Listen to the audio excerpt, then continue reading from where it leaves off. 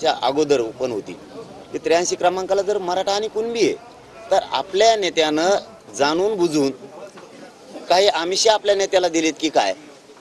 का हे मराठ्यांचं भांडण विनाकारण उकरून घेऊन सामान्य ओबीसीत आणि सामान्य मराठ्यात भांडण लावायचं काम करायला लागलेत हे त्यांच्या लक्षात आले म्हणून ते सगळ्या जाती धर्माचे लोक रॅलीमध्ये सहभागी व्हायला लागलेत।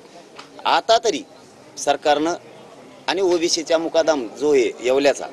त्यांनी सगळ्याचा कार्यक्रम लावलाय ओबीसीत आणि मराठ्यात भांडण लावायचं त्या मुकादमानं तरी समजून घेणं गरजेचं। पण हाके तुमच्या विरोधात नेहमी बोलताय पण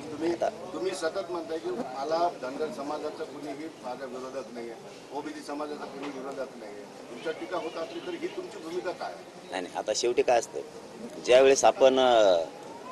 कोणाला विरोधक मानत नाही शत्रू मानत नाहीत पण आता समोरच्याने ते काय म्हणतात ना भांडण विकत घेतल्यासारखंच करायचं त्याला पर्याय नाही आमचा। पण आमच्याकडून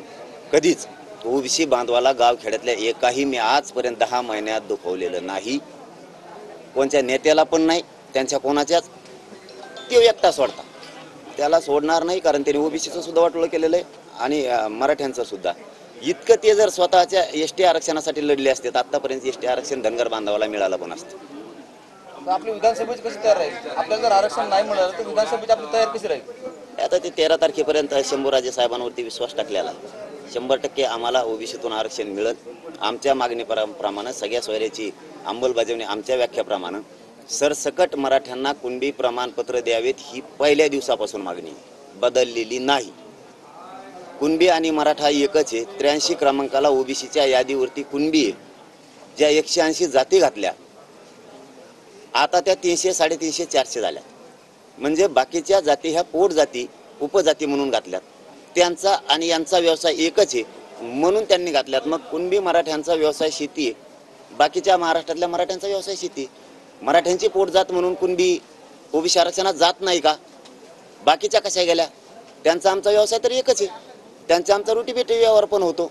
जे तुमचे निकष आहेत ते आम्हाला का लागू होत नाही ही पहिल्या दिवसापासूनचीच मागणी बदललेली नाही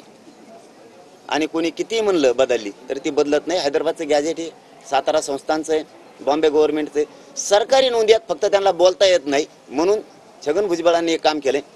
10-20 जण हाताखाली धरलेत आणि बळच बोलायला लावलेत म्हणजे नाही का आपल्याला एखाद्या संघ जर भांडण करायचं असलं समोरचा नसला करीत बी तरी उगाच गुताडा द्यायचा त्याला पेटावायचं कुठून तरी। धनगर बांधवांचं मराठ्यांचं काहीच झालेलं नाही बाबा कधी कशाला तुम्ही धनगर बांधवात आणि मराठा बांधवात भांडण लावताय? एनटी व्हिजेंटी मध्ये तुमचा वेगळा प्रवर्ग आहे तुमच्या याला नाही धक्का लागत साधा येडा माणूस सुद्धा सांगू शकतो की ही 19% लढाई 27% आरक्षणातले नाहीये वेगळा प्रवर्ग आहे एनटी व्हिजेंटीचा धनगर बांधवांचा आणि वंजारी बांधवांच्या आरक्षणाला मराठ्यांमुळेच नाही कोणामुळे धक्का लागत नाही देव जरी आला तरी त्यांच्या आरक्षणाला धक्का लागत नाही इतकं कळत असून सुद्धा बळच तुम्ही भांडण विकत घ्यायला लागलात त्या येवल्यावाल्याचं ऐकून हे तुम्हाला तरी शोभतंय का तुमच्या समाजाला समजतंय की हे फुकट भांडण घ्यायचं काम आहे तुम्ही तुमच्या एसटी आरक्षणासाठी लढा ना कोटी ना मराठा पुढे राहील तुमच्या ताकदीनं तुमच्या पाठीशी उभं राहील। मी आज सांगतो तुमच्या आरक्षणासाठी गोरगरीब धनगर बांधवांच्या आरक्षणासाठी एसटी आरक्षणासाठी तुम्ही लढा सगळ्यात पुढे मनोज जरांगे उभा राहील। पाटील छगन भुजबळ यांच्या पाठीमागं म्हणजे सरकार